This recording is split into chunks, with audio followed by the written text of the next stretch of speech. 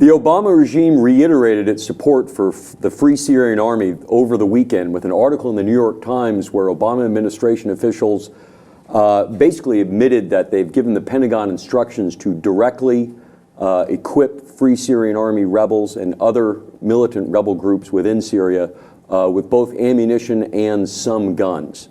So I'm sitting here with Philippe, who's an expert on these issues, and for me, when I think about this, I think, what are we doing?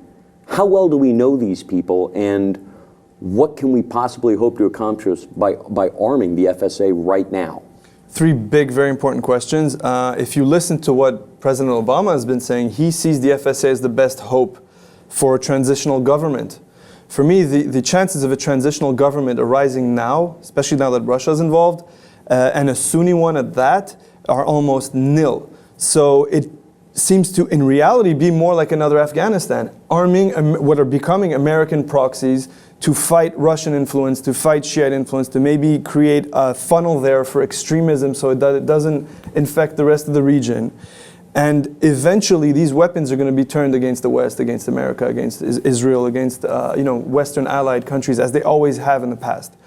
So on the one hand, Obama's trying to withdraw from the Middle East. On the other hand, he's staying involved, but indirectly. I don't see anything good happening from this. No, I don't either. It doesn't make any geostrategic sense other than that you want your enemies to be fighting against each other. And it's obviously a poke at Russia now that they've intervened on the side of Assad's army and regime. But was there, from your sense of studying these things, was there ever a chance that the Free Syrian Army, or these rebel groups, had a government in waiting or any idea how they were going to function after a war? I think maybe initially in the first few months of the unrest in Syria, when we're still early on relatively in the Arab Spring, there could have been a chance.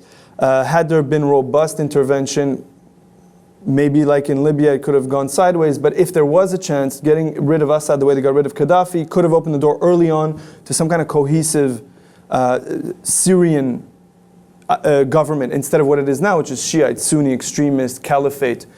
And now there's, I think, absolutely no chance because the stakes for Iran are huge. The stakes for Russia are huge.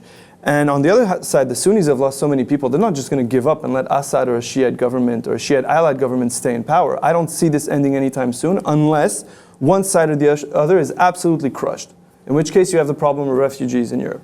It's not going to be clean.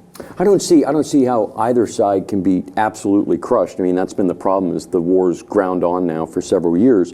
But when I look at it, I'm thinking, it's almost like the equivalent, because you can't look at it and say it's just a proxy war. There's too many sides fighting for it just to be a proxy war. I mean, you have Turkey, a NATO ally, attacking the Kurds.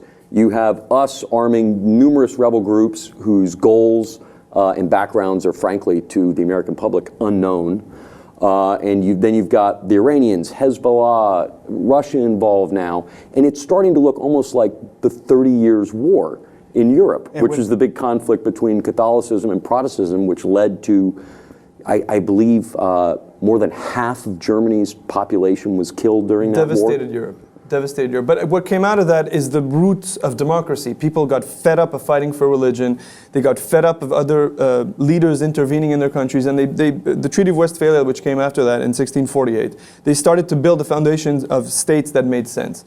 Europe tried to impose that whole history of states on the Middle East after the Ottoman Empire fell. That's how all the states in the Middle East, including Israel, were created by law in the 1920s, and they slowly started to emerge.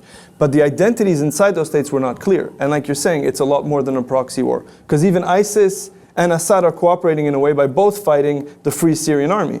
Because they both have an interest in eliminating that army.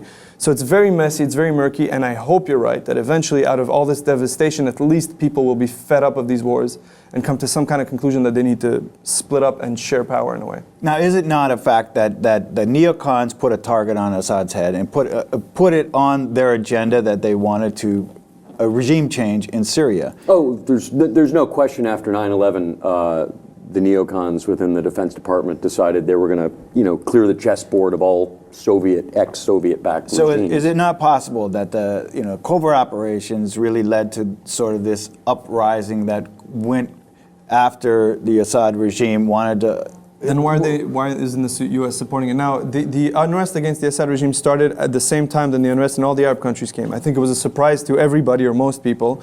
It was a failure of intelligence on the part of the West. And now the people pushing the most for Assad to be deposed are the French.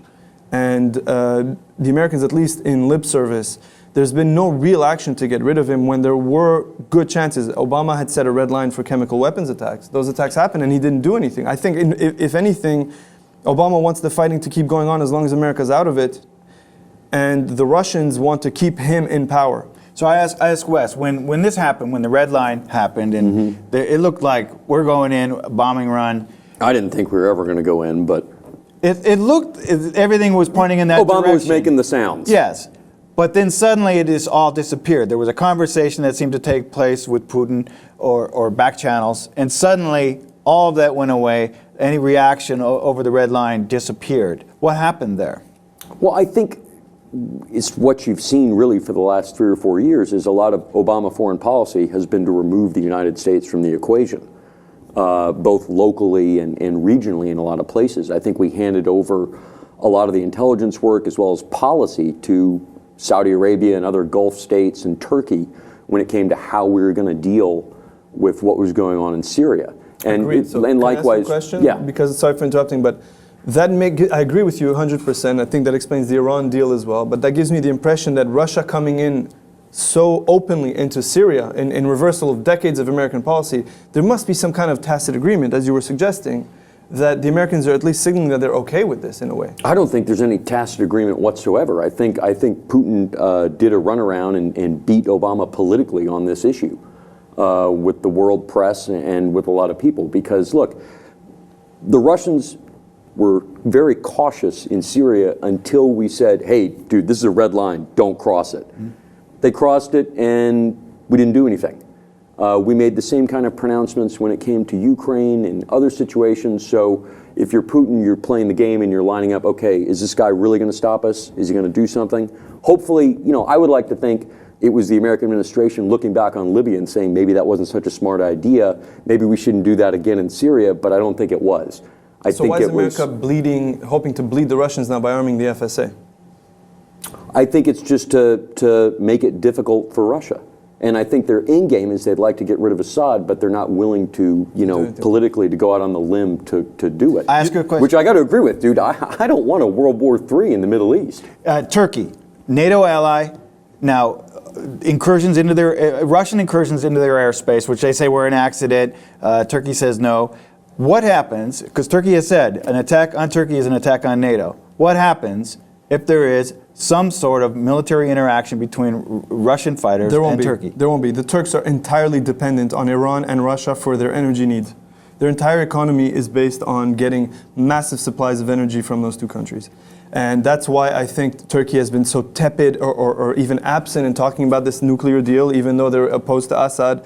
They're very happy to support groups that oppose Assad in Syria, but that's about it. I don't think you will see the Turks doing anything militarily to the Russians. I don't either. It's not in their interest. Turkey's facing threats from a number of locations right now. I don't see them doing it. Nobody needs a fight with Putin. Right? No. Nobody wants a fight with Putin. If Russia fires upon Turkey in any manner, that is an attack on NATO. And then NATO is obligated to respond in some manner. Then what happens?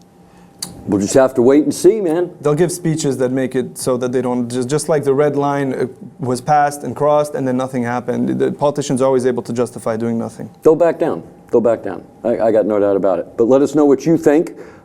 Thanks for subscribing to LipTV. And let us know what you think of the situation in the comments section. Thank you.